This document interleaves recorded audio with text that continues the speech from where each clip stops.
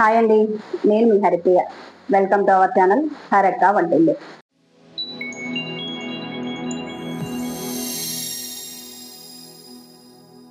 ఈరోజు మన హరక్క వంటిల్లులో పప్పు చెకోడీలు ఎలా చేసుకున్నామో చూద్దాం. మా చిన్నప్పుడు 10 పైసలకు ఒక చెకోడీ అమ్మేవాళ్ళండి. 5 వేలకు 5 పెట్టుకొని సరదాగా తింటూ ఉండేవాళ్ళము. అవి ఇంట్లోనే మనం తయారు చేసుకోవచ్చు. ఎలా తయారు చేసుకున్నామో చూద్దాం. ముందుగా దీనికి కావాల్సిన పదార్థాలు చూద్దాం రండి. నేను ఈ కప్పు కొలతతో కప్పు బియ్యం పిండి తీసుకున్నానండి. ఇదే కప్పు అరకప్పు మైదా పిండి తీసుకున్నాను. ఇది చూడండి, పచ్చిశనగపప్పు నేను 3 గంటల సేపు నానపెట్టుకొని చక్కగా నీట్గా ఆరపెట్టుకున్నానండి. తడి అనేది లేకుండా ఆరపెట్టేసుకున్నాను. కొద్దిగా జీలకర్ర, రుచికి సరిపడా ఉప్పు, కొద్దిగా కారము, కొద్దిగా ఫుడ్ కలర్. ఈ కప్పుతో మొత్తం కలిపి కప్పున్నర అయింది కదా, అదే కప్పున్నర వాటర్ అండి. డీప్ ఫ్రైకి సరిపడా ఆయిల్. ఇప్పుడు ఎలా తయారు చేసుకుందామో చూద్దాం. ఇప్పుడు స్టవ్ వెలిగించేసుకొని స్టవ్ మీద ఈ బాండి పెట్టుకున్నాను. బాండి కొద్దిగా వేడెక్కాలి. వేడైన తర్వాత ఈ కప్పున్నర వాటర్ ఉన్నాయి కదా, ఈ వాటర్ పోసేసుకుందామండి. ఇప్పుడు దీంట్లో 1/2 స్పూను ఉప్పు, కొద్దిగా కారము. కారం ఎక్కువ పట్టదండి, కొద్దిగానే వేసుకోండి. కలర్ కోసం కొద్దిగా ఫుడ్ కలరు, జీలకర్ర వేసుకొని ఒక్కసారి కలిపేసుకుందామండి. ఇది కొద్దిగా తెరలనిద్దామండి. ఇది మనం స్వీట్ షాపులకు వెళ్ళకుండా అన్నీ చక్కగా ఇంట్లోనే ప్రిపేర్ చేసుకోవచ్చండి, కొద్దిగా ఓపిక ఉంటే కనుక.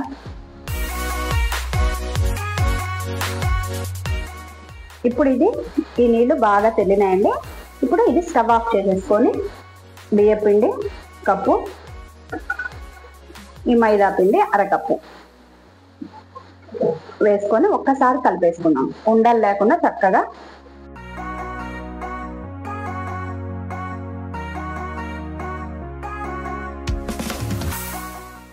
ఇప్పుడు దీన్ని కొద్దిసేపు మూత పెట్టేసి చల్లారనిద్దాం. మూత పెట్టాలండి. మూత పెడితే కనుక ఈ ఆవిరికి పిండి అనేది చక్కగా ఉడికినట్టు అవుతుంది. ఇప్పుడు మూత పెట్టేసుకున్నాము. ఒక 5 నిమిషాలు దీన్ని ఇట్లా వదిలేద్దాం. ఇది కొంచెం వేడిగా ఉన్నప్పుడే దీన్ని మూత తీసుకొని కలుపుకుందామండి, లేకపోతే అంతా పిండి అంతా పొడి పొడిలాడిపోతుంది.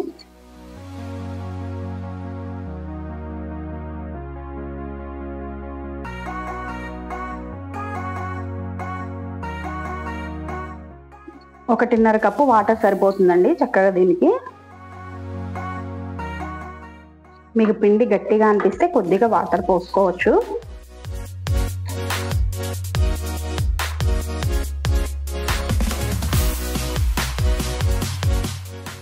దీన్ని 2 నిమిషాలు చక్కగా గట్టిగా ఇట్లా బాగా కలిపేసుకోండి.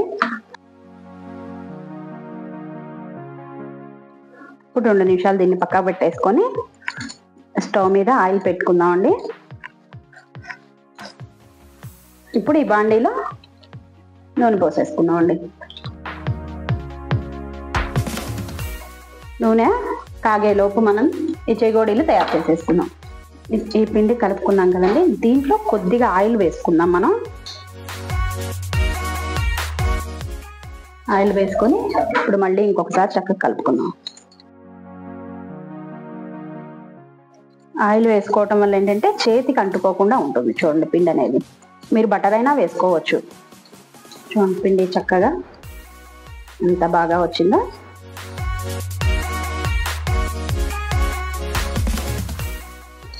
ఈ ప్లేట్లో పెట్టేసుకుంటున్నానండి.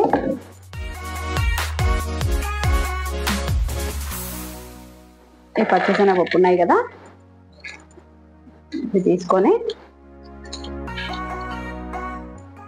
కొద్దిగా ఉండ తీసుకుందాము. మిగతాది దీంట్లో పెట్టేసుకొని మూత పెట్టుకుందామండి. పిండి ఆరిపోకుండా ఉంటుంది.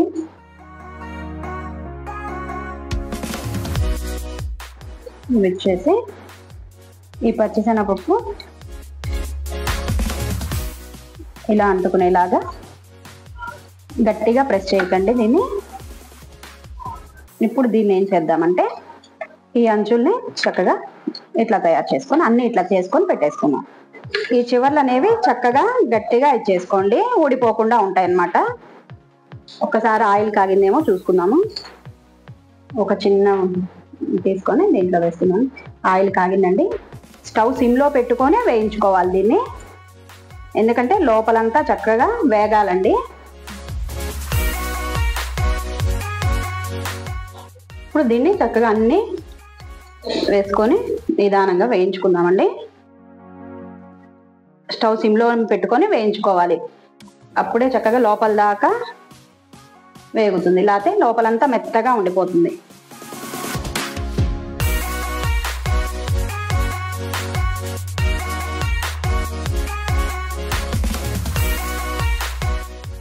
ఒక్కొక్కటే వేసుకోవాలండి, అన్నీ కలిపి వేసేయకూడదు, ముద్దలాగా అయిపోతుంది. వేయంగానే తిప్పకూడదండి, ఎందుకంటే ఈ పప్పులు అనేవి ఊడిపోతాయి. కొద్దిగా వేగిన తర్వాతే మనం రెండో వైపుకు తిప్పుకోవాలి.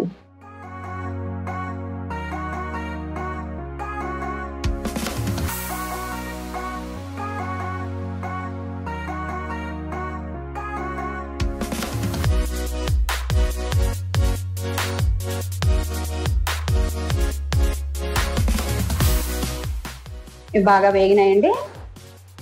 ఇప్పుడు స్టవ్ ఆఫ్ చేసేసుకొని వీటిల్ని ఒక బౌల్లోకి తీసుకుందాము.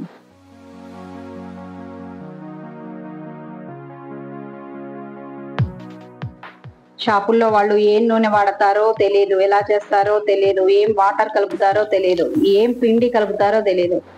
మనం ఇంట్లో చక్కగా అన్ని ఫ్రెష్ ఆయిల్తో, మంచి పిండితో, మంచి నీళ్ళతో కలుపుకొని మనం చక్కగా చేసి పెడితే పిల్లలు ఇష్టంగా తింటారండి. చూడండి ఎంత బాగా వచ్చినాయో, చూడండి ఎంత బాగా వచ్చినాయో, కరకరలాడుతూ ఎంత గుల్లగా వచ్చినాయో చూడండి. చూడండి ఎంత బాగా వచ్చినాయో కరకరలాడుతూ. మీరు కూడా ఇలాగే ట్రై చేయండి.